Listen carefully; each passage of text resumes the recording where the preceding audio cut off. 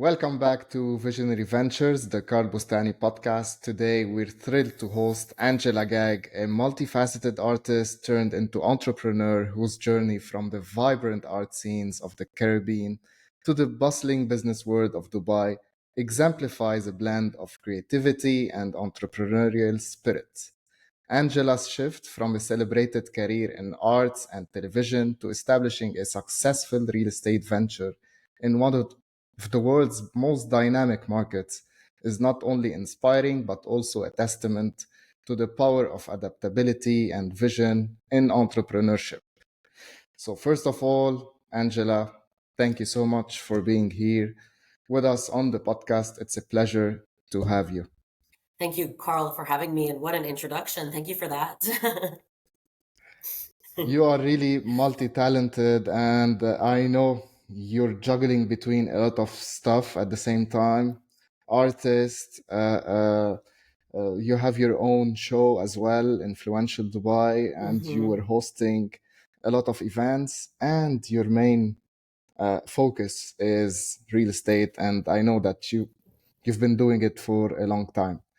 I'm really interested to know more about your journey and how you started, how you shifted, and we're gonna dig into some stuff around your transition from a creative role in the arts to a strategic business environment in a remarkable shift. hmm What inspired you in this dramatic change, and what mental adjustment did you find necessary to succeed in a new field? Well, number two, I don't think I've had the mental adjustment. I don't think I'll ever have a mental adjustment. I am learning and dealing with stresses as a business owner and an entrepreneur every single day. I Yeah. think that there will be no mental adjustment ever in life. You just have to roll with the punches, find solutions, find ways to deal with things. As you mentioned, I'm quite a well known artist in the Caribbean. I'm a published author, I'm a poet, I'm a TV personality.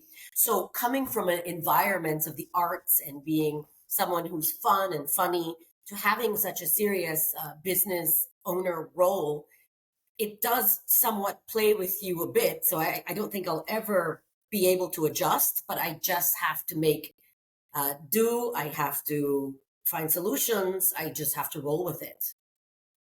Amazing. Yeah. Can you, talking about these stuff, can you discuss like a specific moment or a decision that tested your resolve the most during transition, or how did you really address the self-doubt or criticism that might have come with it?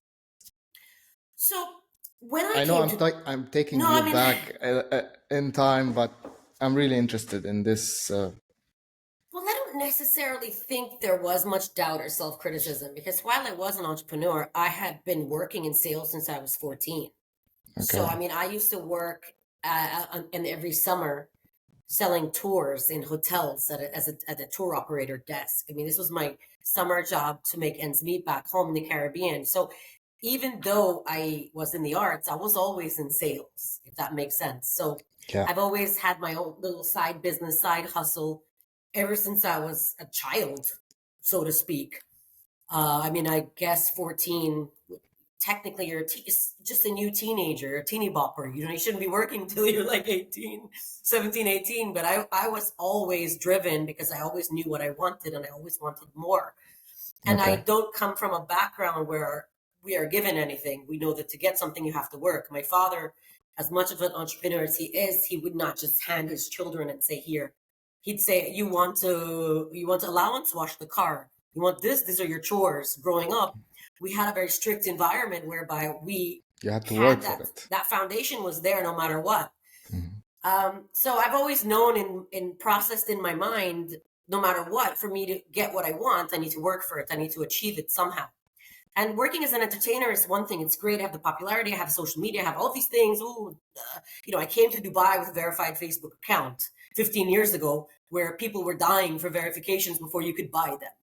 And this was something that most people craved, but I looked on the outside and I craved stability, money, success, and being able to provide for myself. And in order to do that, I left that career behind and I chose to go the route of real estate. And my mentor back when I actually came in wanting to do Burj Khalifa sales. Fell in love with Dubai the minute I came here. I came here on holiday. I wanted to sell BK. And he was like, Angela, you are a quote unquote celebrity in your home country. You have to do something that's a step above what all the other agents are doing, and that is commercial real estate. And I thought about it and I realized he was absolutely right. Doing commercial is a different ball game. It requires a different set of skills. I then enrolled myself into Cornell University. I did a 2-year course on real estate. I have my license from Cornell. I did 2 years to get my license and my diploma, studied commercial real estate. I went in hardcore and I became a specialist. And I somehow just came back into the public eye. I started writing for all the magazines in the market. I've been invited to speak on Dubai's breakfast show, Business Breakfast. I've been there twice. I was a judge at the Gulf Real Estate Awards. And it just kept going up and up. My career just kept going up. And I got back into the public eye. And lo and behold, I did 8 years at my first real estate company as the head of commercial. I did 4 years at the last one as the commercial director. And then I just decided, after years of people saying, open your own, open your own, open your own, خلاص يعني, I opened my own. Yeah, So, we're gonna get into these aspects in sorry if I depth in talk too few. much. Sorry No, if I talk too much. on the contrary, on the Okay. contrary.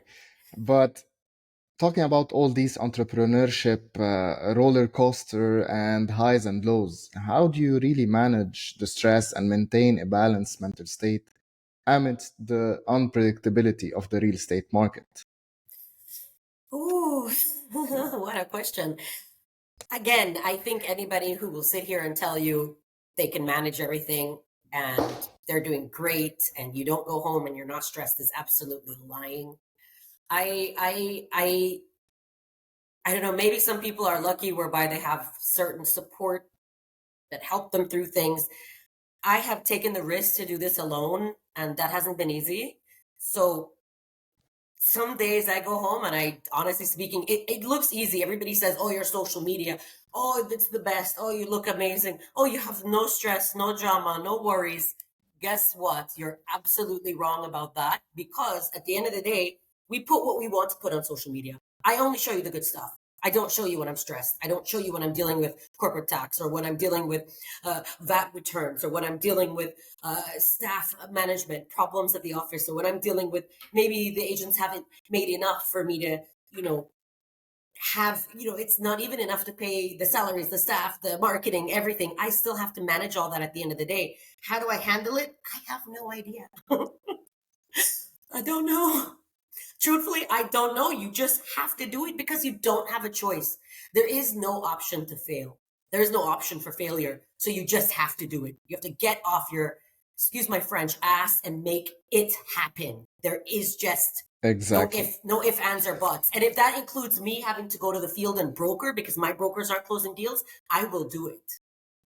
Yeah. So I can say that get up and move your ass is your own philosophy Yeah. on how you regain your focus and drive. Yeah, I don't have time to be like, oh, I'm not feeling good, I can't go to work. There is no I'm not feeling good, I can't go to work day for me. No matter Yeah, what, I have to get up and go. No matter what mood I'm in, no matter what mental place I'm in, no matter what's happening with my family back home, no matter what's happening, I still have to make magic in Dubai because I chose to do this. So I will never complain. I chose to become a business owner. I chose to invest in my business. I chose to deal with the things that come with it. Now, a lot of people don't realize, as a business owner, I'm sorry, we deal with a lot. There's a lot that as an agent, you're running around making your commission. You don't think about all the things that we have to think about. yeah, exactly. But it was my choice, so I can't complain about it. And do you think that you're wearing all these different hats perfectly? No, absolutely not. I've taken a step back from the world of entertainment, even my own show. I really do miss doing what I was doing because that's a big part of me. But I understand in order to focus fully on my business, I need to dedicate 5 years. That's 5 years of my life to this business, blood, sweat, and tears. Now, the real estate business, AG Assets Real Estate. When I have given 5 years successfully and given all I can give, then I can go back to being fun Angie. Exactly. I Okay. mean, and if it comes sooner, great. Yeah, it might. But I have a plan. I have a vision. I want so much for myself, for my team as well. And I don't refer to my staff and say, you're my employees, you're my colleagues.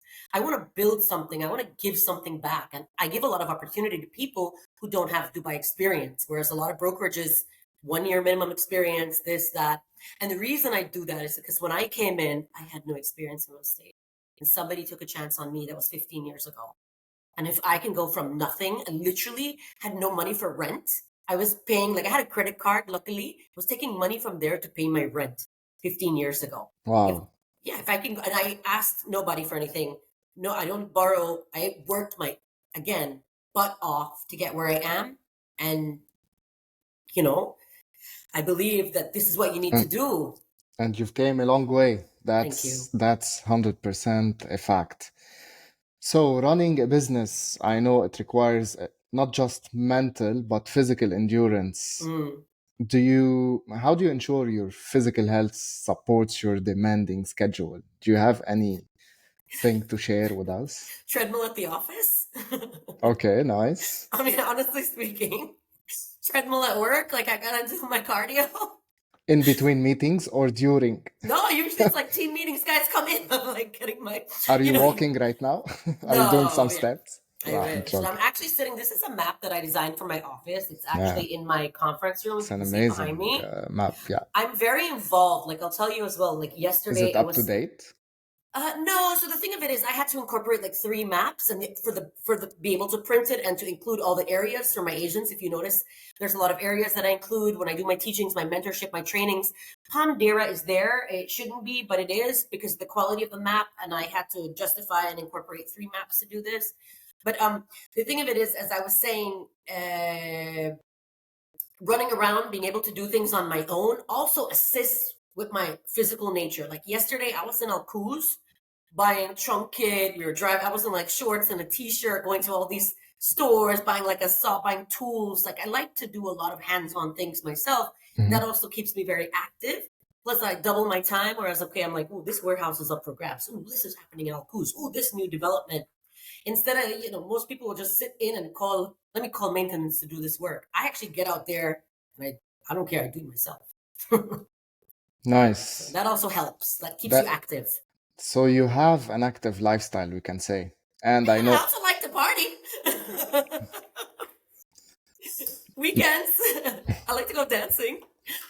And how do you balance all these necessities and being constantly available for your business with the need to take care of your well-being as well? So how do you manage this balance? Well, I don't have a family, so I don't have children.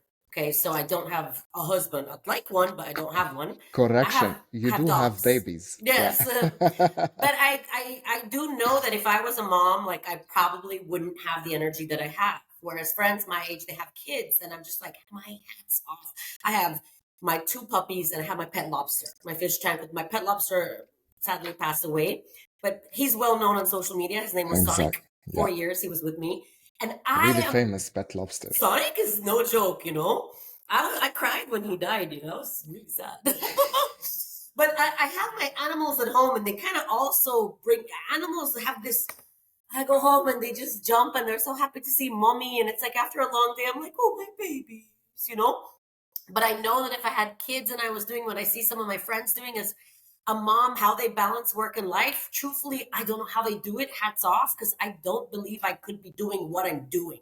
So my hats and kudos off to any mom or dad doing this job and having a family. I just, that's not something I can fathom doing. Maybe in 5 years from now, when my business is set up and I have a team in-house and I'm comfortable with somebody running the show. But I think I will say that because I don't have that, I'm more easily able to do what I do. Okay. Makes sense. Okay. And do you still have time for your pets, take care of them, sit, chill at home, or are you constantly on the move? On the move, but I have dedicated 5 days, Monday to Friday. I don't go out unless I have an event or red carpet or something. I don't really like to go out unless it's a special occasion. After work, I go home with the kids. I get up early. I take them to the park. Kids meaning fur babies. I try not to go out during the week.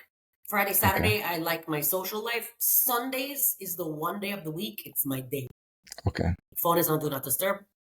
unless it's an emergency. I cook, I clean, I do my laundry. I like to do my things to keep me normal at home on Sundays.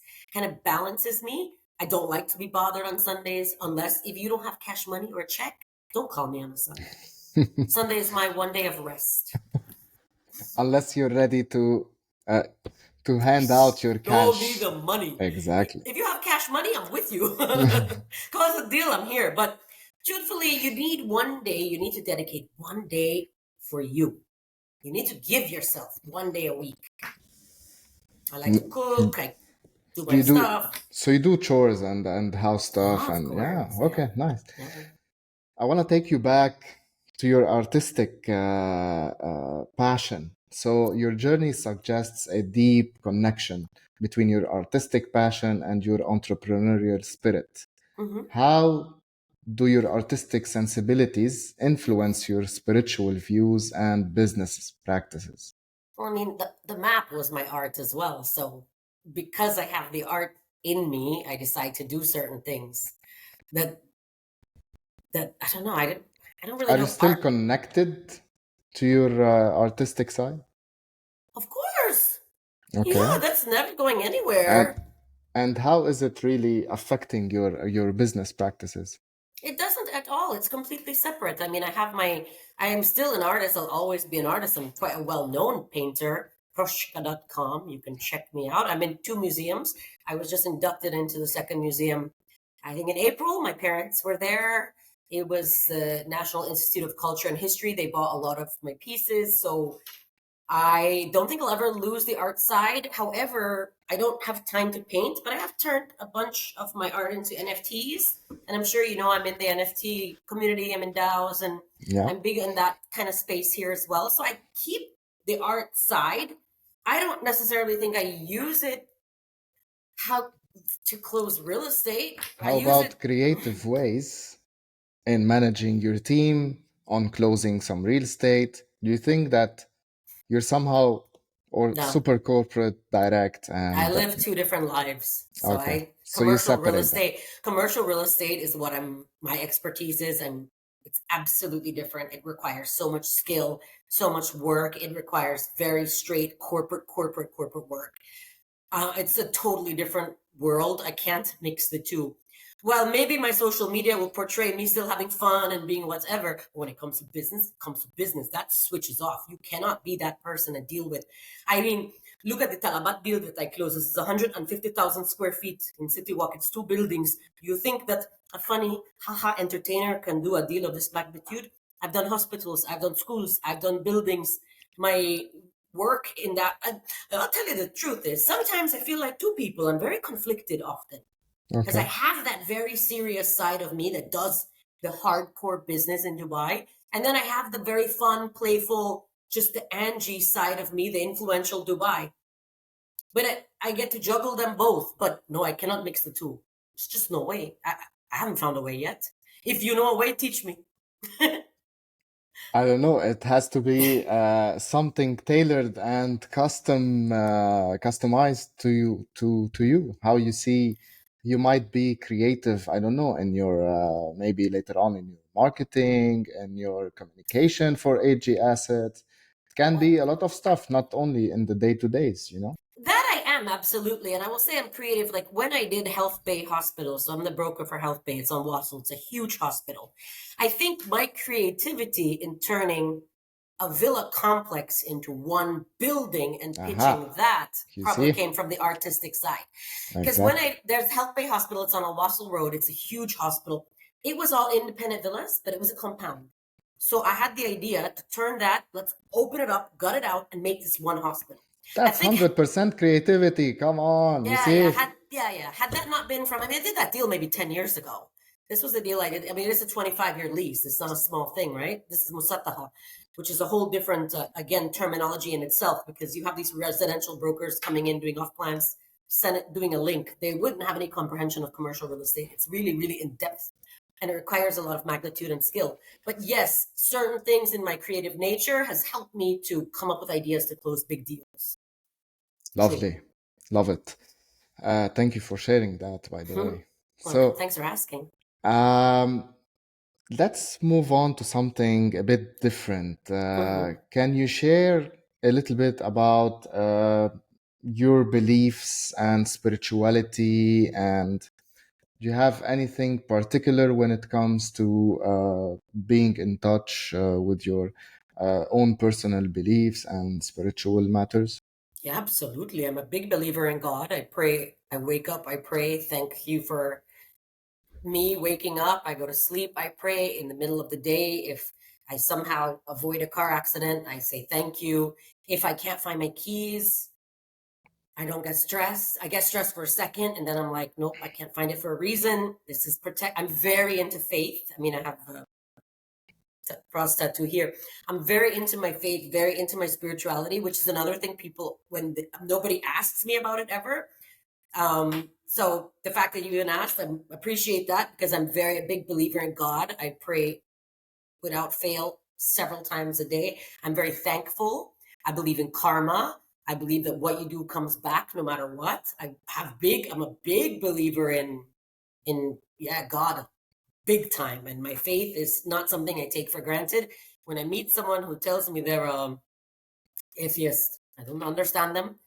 I personally will not judge you, but I have no comprehension of the how can you not believe in God? Like how we are so blessed. I mean, if you just the thing, yes, I know tragedies happen every day. There's bad things that happen to good people, but at the end of the day, there's so many reasons to be thankful in this life.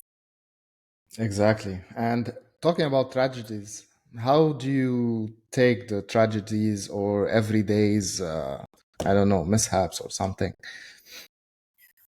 I don't know. It's a case to case basis because there's some days if something happens, I try to say this happened for a reason to Hmm. prevent something bigger from happening. I always try my So always a mindset. lesson.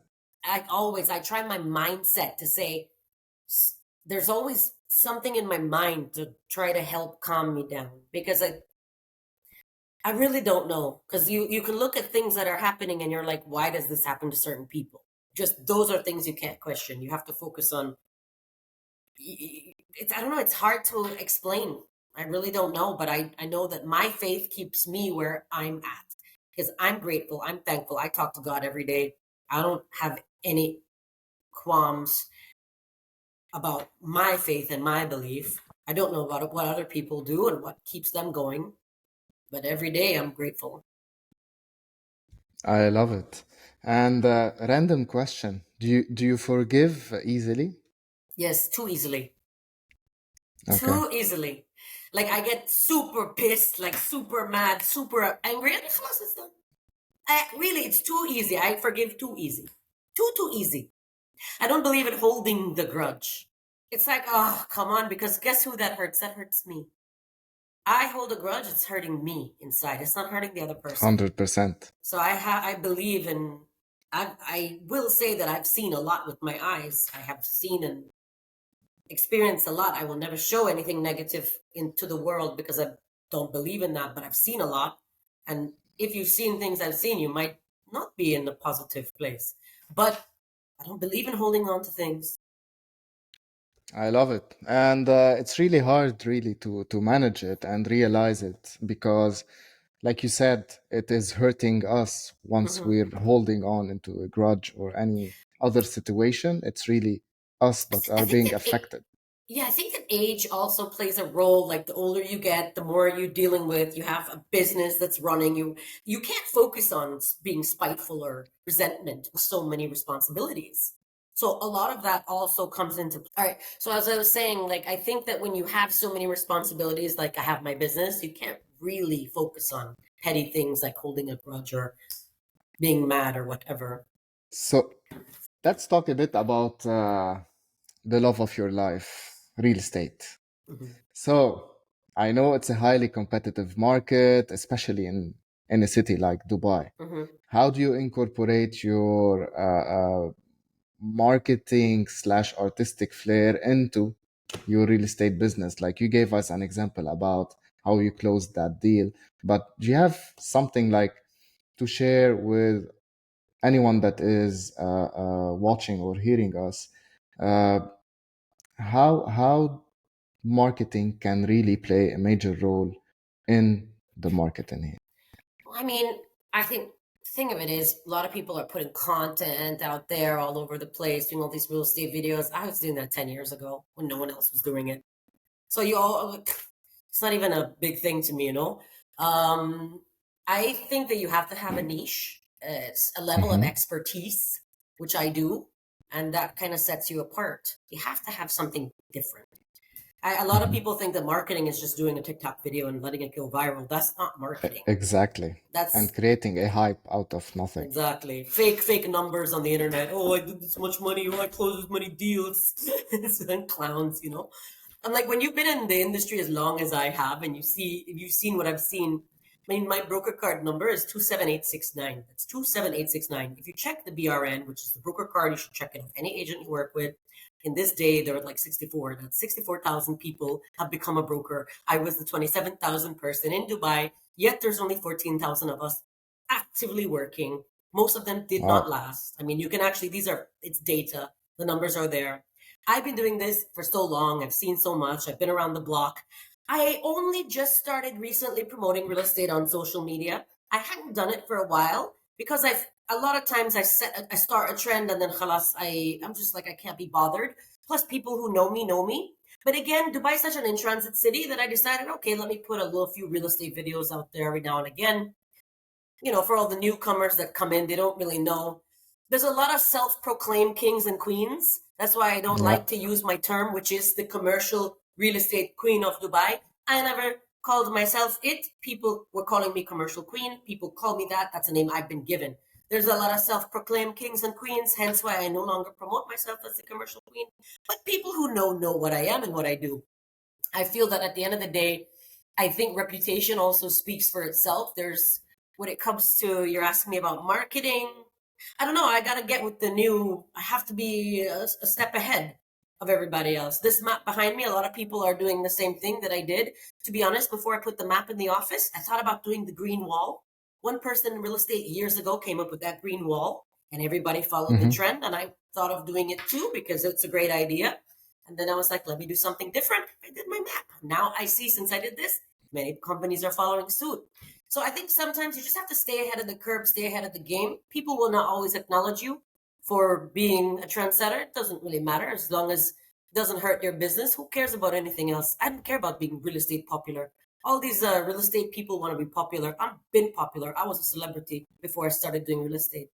I care about my income, my money, my family, my faith, and my team. That's it. And my children. Love it. So, okay, talking about your marketing and AG Assets, your company, Mhm. how did you really differentiate AG Assets in the marketplace? Is it really only about specializing in commercial real estate? No, so the thing of it is, I initially opened the agency as commercial, but as anybody with half a brain would understand that the commercial market is extremely saturated. There are so many businesses opening up. I mean, Dubai is the hub, not just of the Middle East, I would say of the world. Everybody wants to be here. Everybody wants to open a business. There has not been a commercial tower that has launched in over a decade. A decade. Mm-hmm. We don't have retail spaces. We don't have offices. It's very hard to find spaces. So I obviously had to incorporate off plan and residential in my agency. So we do everything now. Initially, yes, I wanted to be commercial, but it's about supply and demand. If there's no stock, then khaliwali, what to do? However, my agency has signed up exclusive rights, and we are a partnership with one of the first commercial towers that will be launching. We'll be doing it right after Eid in over 10 years. And Wow. that's something that I'm very excited to be a part of and very honored to be a part of. And we are going to be taking that to the market very soon. Um, I think sometimes you just have to do things that are different. My agency is boutique. It's very bespoke. We focus on our clientele. I am very involved as an owner with my agents. I do my mentorship every Monday. I believe in hands-on. If they need me, I'm there for them.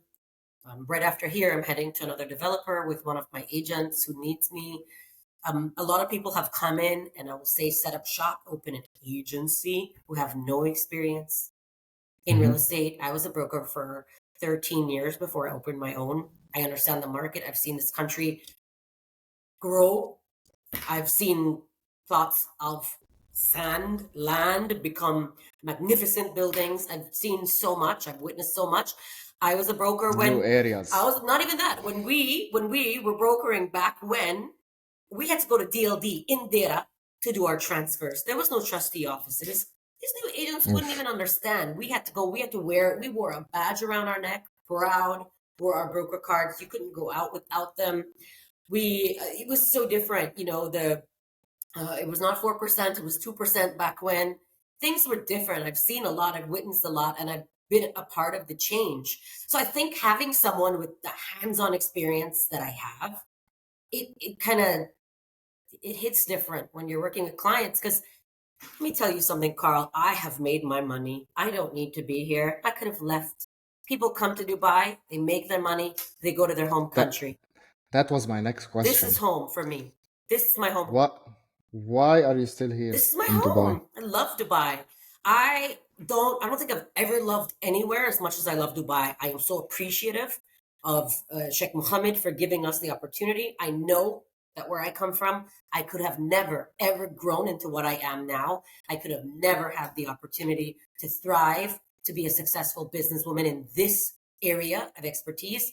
I don't believe I'd have had the same opportunity elsewhere. And so I'm grateful for Dubai. So I reinvest into Dubai. I put my money into Dubai, and I want to give other people the same opportunity. Many other people would have bounced already. They'd been like, bye. This is my home. So I'm very passionate. You've been living in Dubai for how long? 15 years. 15 years. Just under 15, yeah. Wow. Mm-hmm. Wow. Really It inspiring. feels, honestly, like yesterday. And I came here Because on holiday. Time flies in Dubai. Really. Honestly, I don't know where it goes. We need more than 24 hours a day. We need more than 24 hours a day to do stuff. I put 24 hours is not enough. It's just sometimes I don't know where the days go. I don't know where it goes. Yeah. And you feel you've done nothing. Mm-hmm. Yeah. I know the feeling. Yeah. So talking about marketing and AG assets, I wanted to understand a bit how are you guys utilizing internal marketing and outbound as well. So do you have any, can you share any successful campaign or a tactical one that you did and resonated well with your target audience? No, honestly, not really.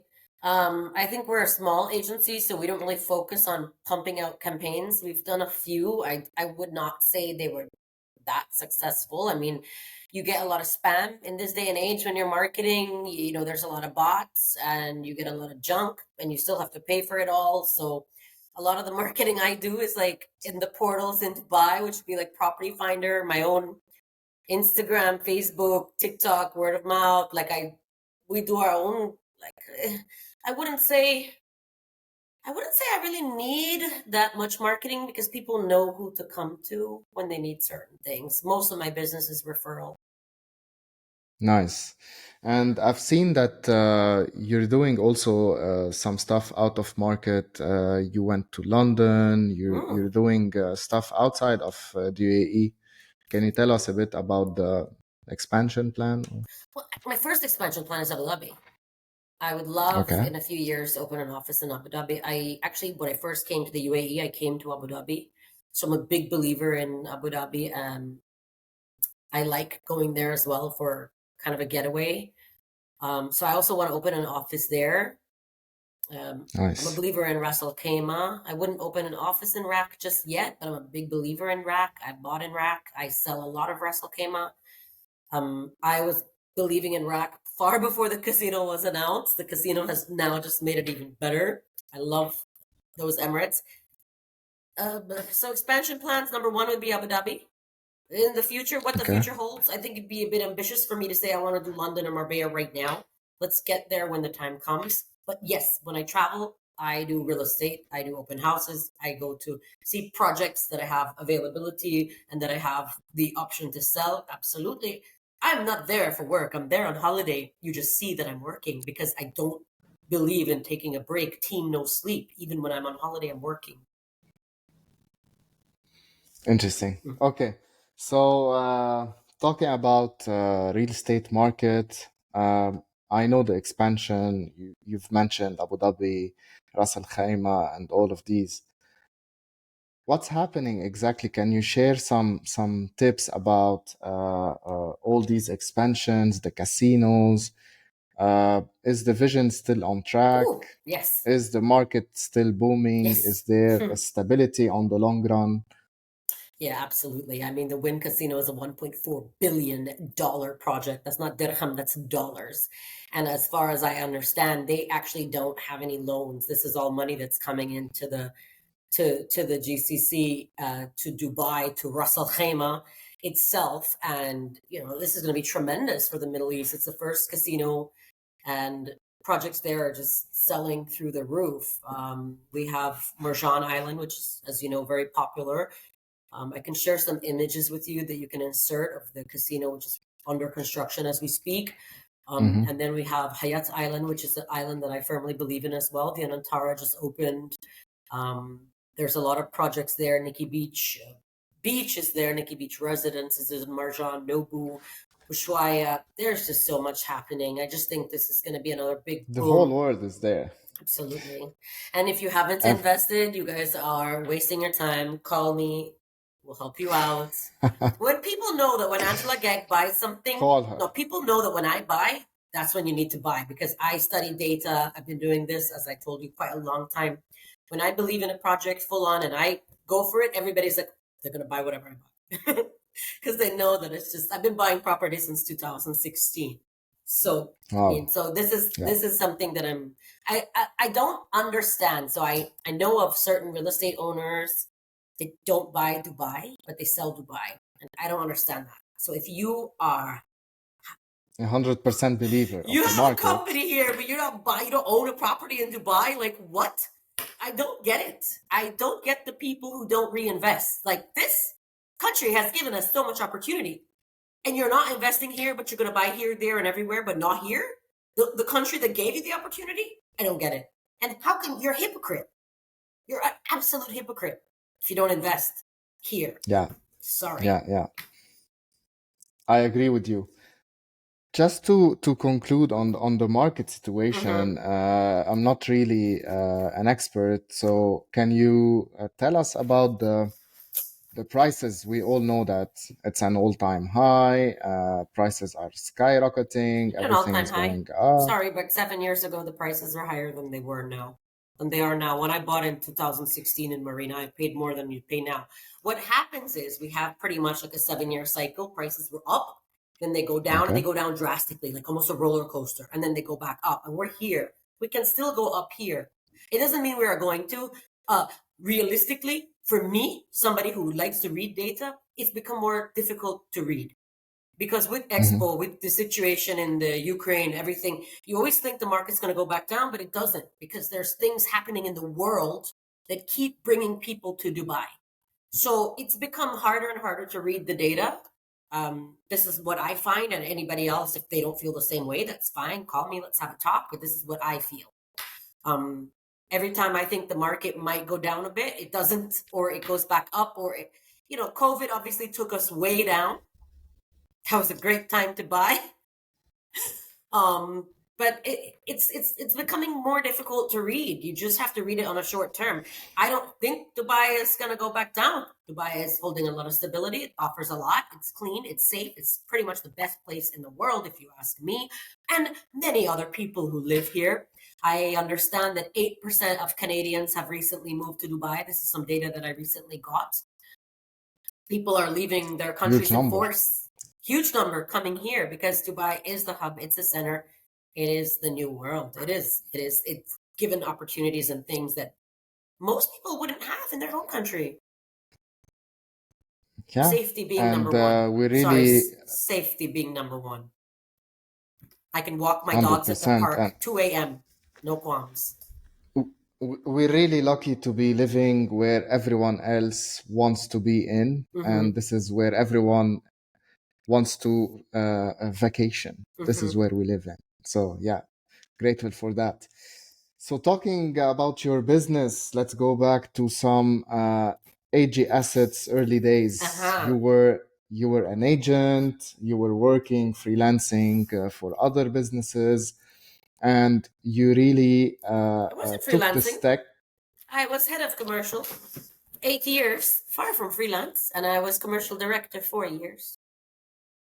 Okay, tell us a bit about your last days and early days in AG Assets. How did you take the leap, and what made you shift from being employed or working for other companies to working on your own?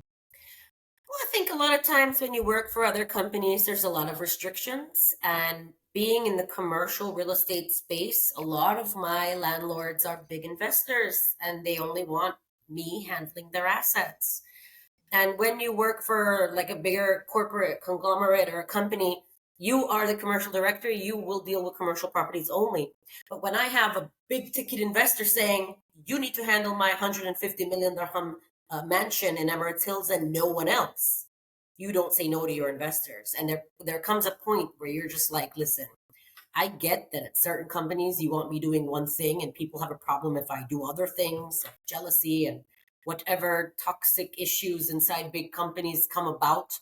Not necessarily from me, but I don't know. But people are weird, you know. When you work around a lot of people, they can be weird. So it comes to a point where who am I choosing? Myself and my. If my client tells me they want me doing it, and I have restrictions, I got to step outside the box. I don't restrict in my agents, by the way. A lot of companies, real estate companies, will Okay. tell agents, you do this area and this area only, you become a specialist. Guess what? There's 100 specialists in Marina. Why am I going to force you to do the same? I say pick. So on the map, I draw a circle and I tell them choose areas within a circle.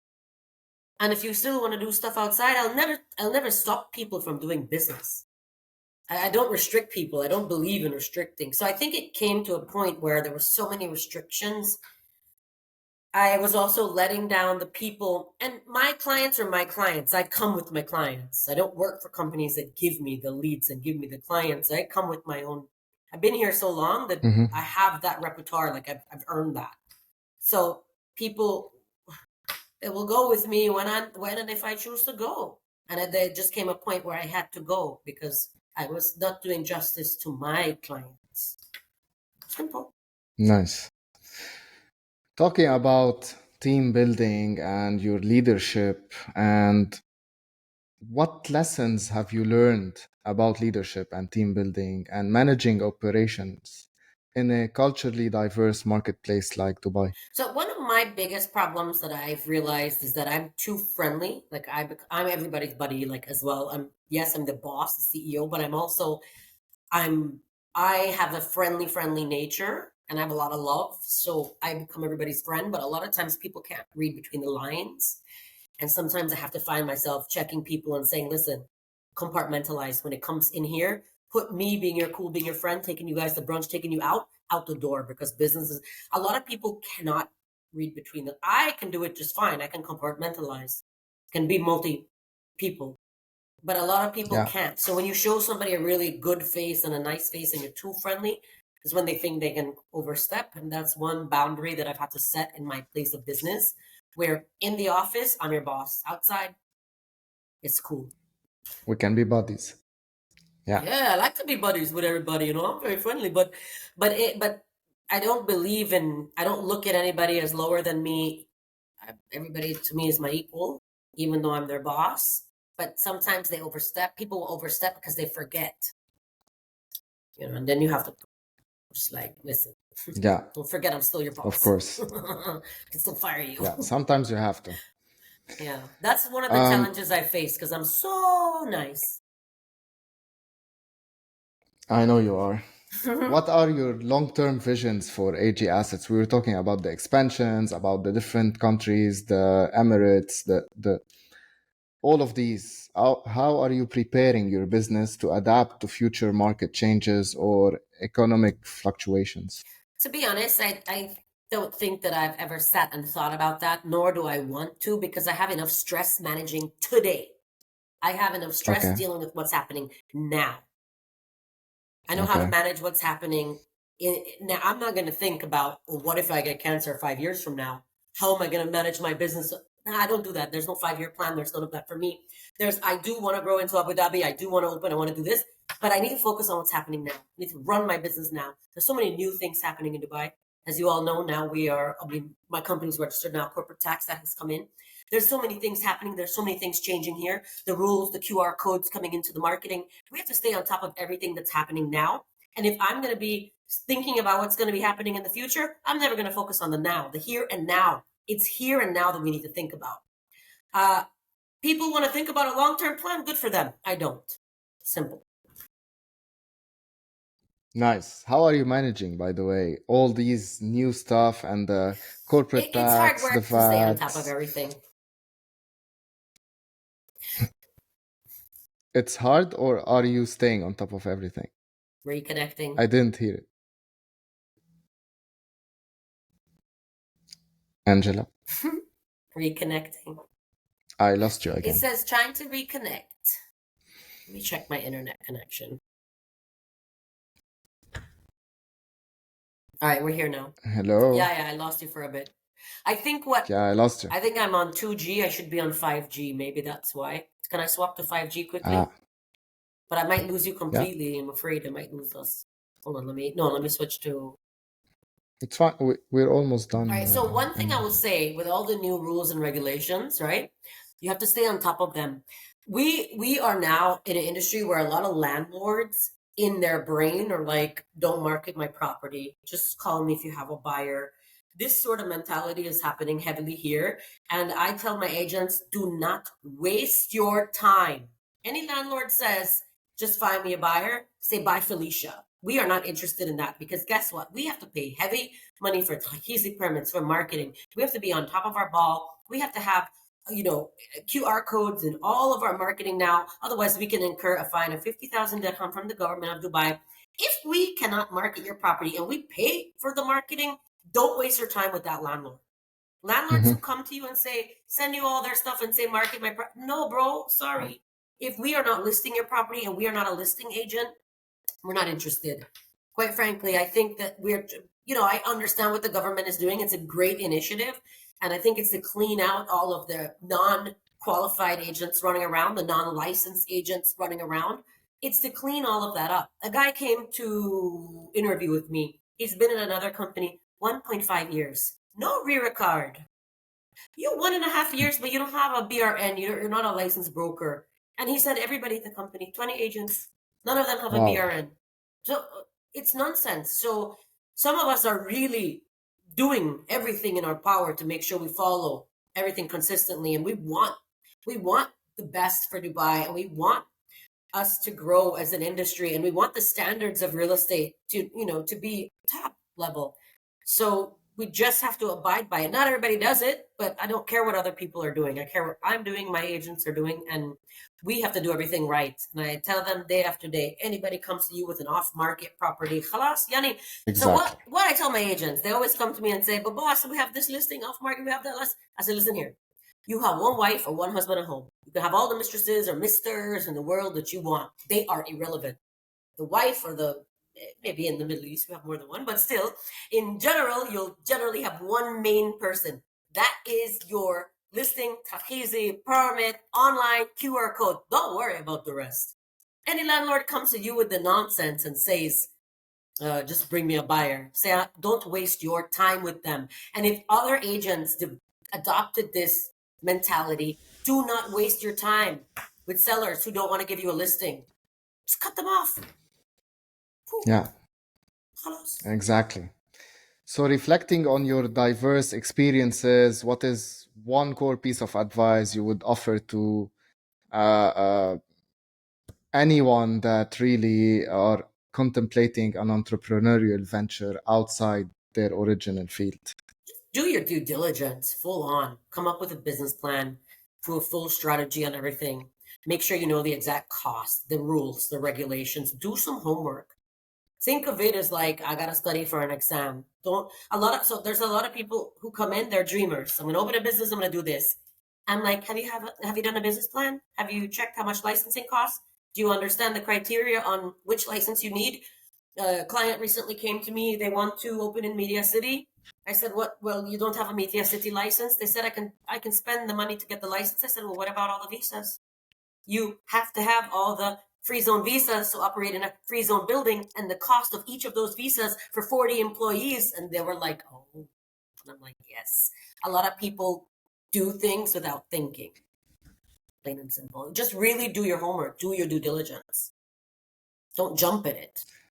Yeah, everyone like thinks that it might be easy and they just jump in and they get Mm-hmm. full of surprises like, oh, I have to pay this, I have to do that. Oh, Mm-hmm. I have to work extra hours. Oh, I'm not employed anymore. I don't have the same benefits. So yeah, a lot of surprises come Even in as, yeah, as an entrepreneur, and especially as a solopreneur. You founded everything alone. You didn't, like you said, you didn't have the help, the support. So you know what it takes to start, to get in, to really rely on yourself only. So not let just that. Sorry, just cut you off here, but just to tell go you, ahead. there are things you don't think about. Like as a business owner versus an employee, you can't even get a mortgage because you're not. The rule you need to really. There are ways around it, like giving yourself a salary, being a manager on your trade license. There are things you can do, but a lot of people don't think of that. Yeah, Yeah, a lot of people don't think of that. So there are, like exactly. you said, do your homework. I think with me, luckily, because I had done commercial real estate for so long, I understood business licensing, setup, costing. I know what my clients go through. I understand the ins and outs. So I had a lot of experience where I could have opened easily. But if I came in without having any commercial real estate expertise, oh, I would be crying every day. Yeah. We're concluding this lovely episode, Angela, any last words, advices, anything that you would like to share with the people listening and watching us? No, I think the people have heard enough of me and you talking. I don't really think I have anything. I think I've said enough, quite frankly. I think I've said it all. I mean, uh, if you Awesome. need, I We, mean, call me. I don't awesome. really, yeah, We'll, sorry. we'll be putting everything in the description link, your Thank you. Instagram, your website, everything in there so people can get in touch in case they need any real estate advice in the Thank you. UAE or elsewhere as well. Thank you Thank so you. much, Angela, I want to for ask being you something off camera, so don't go after you close the not cameras. going anywhere. Thank you so much for being here. Thanks so much, Angela. Thank you for having me, Carl. Appreciate it.